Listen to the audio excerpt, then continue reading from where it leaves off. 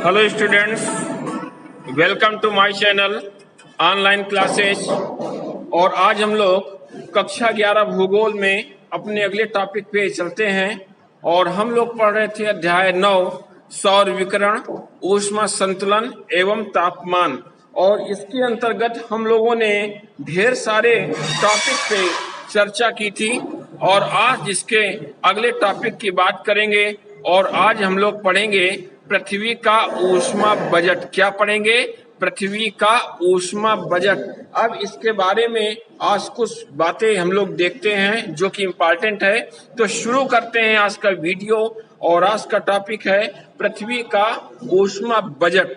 तो यहाँ पे हम लोग पहले तो इस बात को समझते हैं कि बजट क्या है। अक्सर हम लोग अपना बजट बनाते हैं, घर में अपना बजट बनाते हैं, अपनी टाइमिंग की सेटिंग करते हैं। एक तरह का हम ये कह सकते हैं कि ये संतुलन होना चाहिए। क्या होना चाहिए? संतुलन। अब ये जो संतुलन होगा, ये संतुलन कैसे हो सकता है? क्योंकि हर चीज में संतुलित होगा। तो अब जो पृथ्वी में ऊष्मा प्राप्त होगी, किससे ऊष्मा प्राप्त होती है? सूर्य से प्राप्त होगी। और सूर्य से यदि ऊष्मा प्राप्त हो जाएगी तो अब कितनी ऊष्मा पृथ्वी को मिलेगी और कितनी ऊष्मा पृथ्वी के बाहर जाएगी, इसका जब आपस में तालमेल बन जाता है, एक बैलेंस बन जाता है, तो उसको हम क्या कहते हैं? ऊष्मा बजट कहते हैं। तो अब पृथ्वी को सूर्य से जो भी ऊष्मा मिलती है, ये तभी संभव हो पाती है जबकि जो कुल प्राप्त ऊष्मा, सूर्य से जितनी भी ऊष्मा प्राप्त होती है और फिर पृथ्वी के द्वारा कितनी ऊर्जा विकिरित होती है अंतरिक्ष में, इन दोनों का जो भी डिफरेंस होता है, यदि बराबर होता है तो हम उसको कहते हैं पृथ्वी का ऊष्मा बजट। अब इसको हम शुरू करते हैं कि कैसे पृथ्वी का ऊष्मा जो बजट है वो बराबर होता है विकिरित वाली और प्राप्त की वाली, और उसमें कैसे चेंजिंग होती है। तो वायुमंडल की ऊपरी सतह में यदि हम मानते हैं कि जो सूर्य का ताप है, टेम्परेचर है, वो 100 होता है, टोटल 100 इकाई यदि सूर्य का टेम्परेचर पृथ्वी को मिलता है या ग्रहण कर रही है, तो बहुत सारी ऐसी चीजें हैं जिसमें वायुमंडल में प्रवेश के समय में ये परावर्तित हो जाता है, प्रकीर्णित हो जाता है, अवशोषित हो जाता है। इसमें लगभग 35 इकाइयां ऐसी होती हैं जो पृथ्वी पर पहुंचने के पहले ही अंतरिक्ष में परावर्तित हो जाती हैं। इसके अलावा जो 27 इकाई होती हैं, ये लगभग होती हैं जो बादलों के ऊपरी छोर में, बादलों के ऊपरी छोर से परिवर्तित होती हैं। और जो 3 इकाई होती हैं, ये हिमाच्छादित क्षेत्र से परिवर्तित होती है। तो इस तरह एक व्यवस्था हो गई कि कितना हिस्सा विकिरित होता है। तो जो ये सौर का ताप का विकिरण होता है, इस मात्रा को हम लोग कहते हैं एल्विडो। क्या कहते हैं? एल्विडो कहते हैं। इस चीज को आप लोग अपनी बुक्स में सावधानी पूर्वक लिख लीजिएगा कि इसको हम क्या कहते हैं?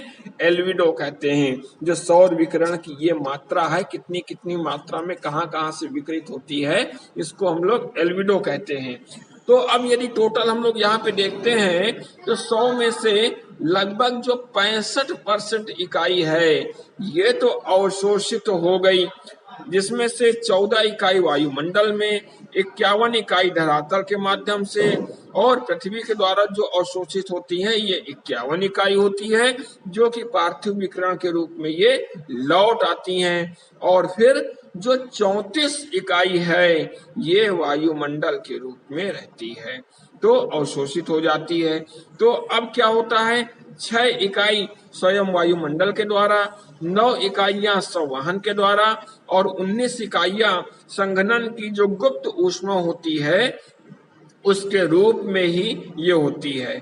तो इस तरह वायुमंडल टोटल 48 इकाइयों का अवशोषण करता है। ठीक है। और इसमें से 14 इकाइयां जो होती हैं ये सूर्य ताप की तथा 34 इकाइयां पार्थिव विकिरण की हुआ करती है, जिनको वायुमंडल अंतरिक्ष में क्या करता है, लौटा देता है, वापस कर देता है। तो यदि हम इसको टोटलिंग करते हैं तो 65 इकाइयां अंतरिक्ष में वापस चली जाती हैं, जो उन 65 इकाइयों को संतुलन कर देती है, जो कि सूर्य से ऊष्मा प्राप्त होती है। और इसका परिणाम क्या होता है कि पृथ्वी ना तो अधिक ठंडी हो पाती है और ना अधिक गर्म हो पाती है, और इसी को हम लोग कहते हैं ऊष्मा बजट। ठीक है, इसी को हम लोग कहते हैं ऊष्मा बजट, की जितनी मात्रा में हम अवशोषित कर रहे हैं उतनी मात्रा में ही हम बाहर विकृत कर रहे हैं। तो जब बैलेंस बन जाएगा, क्योंकि यदि बैलेंस नहीं बन पाएगा, हम ज्यादा अवशोषित कर देंगे तो तापमान बढ़ जाएगा, यदि हम ज्यादा विकृत कर लेंगे तो तापमान कम हो जाएगा, ठंडक आ जाएगी। तो बैलेंस होना चाहिए, इसी को हम ऊष्मा बजट कहते हैं पृथ्वी का। तो इस प्रकार आज की जो जानकारी हुई इसमें, और इसका जो मानचित्र है, ये चित्र यहाँ पे बना हुआ है ऊष्मा बजट का, कि कैसे सौर विकिरण हो रहा है, पृथ्वी का विकिरण हो रहा है तरंगों का।